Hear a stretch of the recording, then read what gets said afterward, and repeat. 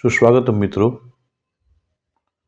ધોરણ 10ના ગણિતમાં બહુપદી પ્રકરણમાં ત્રિઘાત બહુપદી વિશે સામાન્ય માહિતી મેળવ્યા બાદ આજે ત્રિઘાત બહુપદીને ભૌમિતિક નિરૂપણ કરવા માટે એક ઉદાહરણ લઈએ.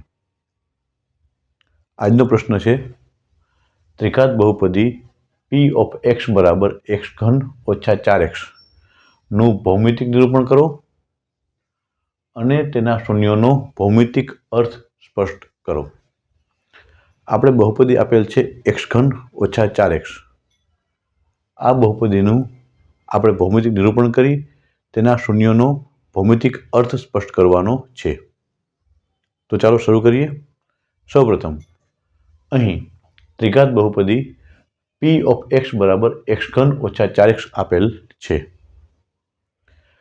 હવે ચલ x ને અનુરૂપ y બરાબર x³ ઓછા 4x બહુપદીના મૂલ્યને y તરીકે લેતા આપણે x અને yની ભિન્ન કિંમતો મળે.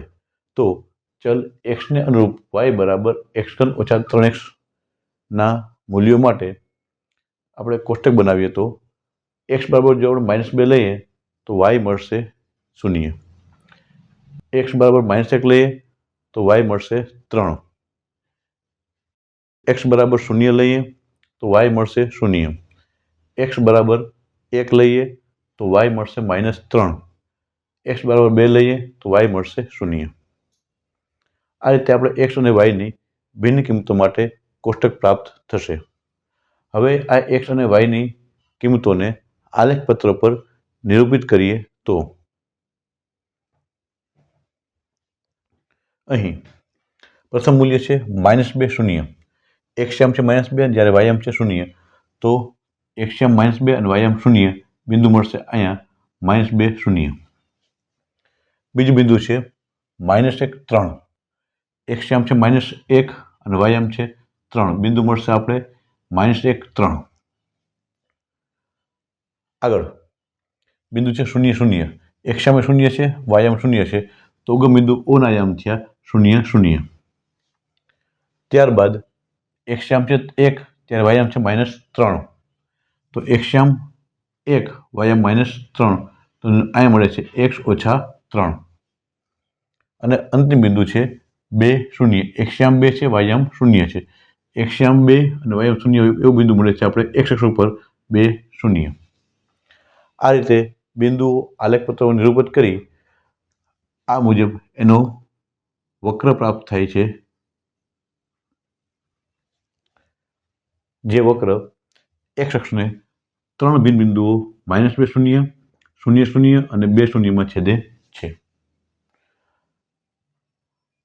આ રીતે આલેખપત્ર પર નિરૂપિત કર્યા બાદ હવે આ બાબતને આપણે નોંધીએ તો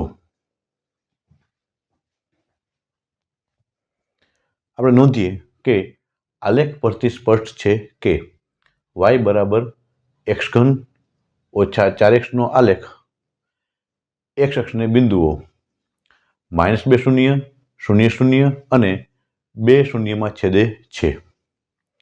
વધુમાં y બરાબર x³ ઓછા 4x ના શૂન્યો એ x અક્ષ સાથેના છેદ બિંદુઓના x એટલે કે -2 0 અને 2 છે. -2 0 અને 2 છે. આ રીતે આપણે આપેલ ત્રિઘાત બહુપદીનું આલેખપત્ર પર નિરૂપિત કરી તેનું ભૌમિતિક અર્થ સ્પષ્ટ કરી શકીએ. ઉપરાંત તેના શૂન્યોનો ભૌમિતિક અર્થ પણ સ્પષ્ટ કરી શકીએ છીએ. આભાર.